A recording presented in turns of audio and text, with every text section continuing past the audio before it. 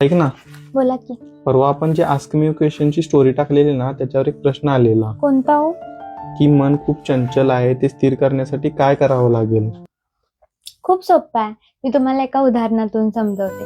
समजा आपण 2 use and थ्रोचे cup घेतले आणि एका कपमध्ये थंडगार पाणी भरले आणि दुसरा कप आहे तो रिकामी ठेवलाय आणि ॲट ए टाइम दोन्ही कपांना आपण खालून जाळ लावलाय, तर काय होईल? जो रिकामा आहे तो लगेच जळून खाक होईल, पण जो पाण्यानं भरलेला आहे तो जळायला थोडा वेळ लागेल.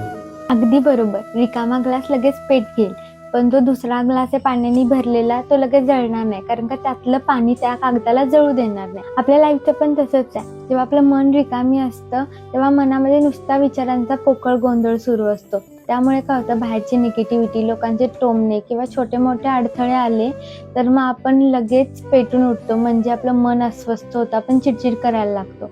आणि जेव्हा आपण आपल्या मनामध्ये विचारांची, तत्वांची आणि विश्वासाची शीतलता भरून ठेवतो, आपण स्वतःला काही नियम घालून घेतो, तेव्हा बाहेरून कितीही आपल्याला कुणी चिडवण्याचा, जाळण्याचा प्रयत्न केला तरी आपण शांत राहू. बाहेरची कोणतीही आग आपल्याला स्पर्श करू शकणार नाही. हां, एकदम बरोबर. जर आपल्याला आपल्या मनाला चंचलतेकडून स्थिरतेकडे घेऊन जायचं असेल ना, तर त्याला आतून रिकामं ठेवणं पहिला बंद केलं पाहिजे. बरोबर.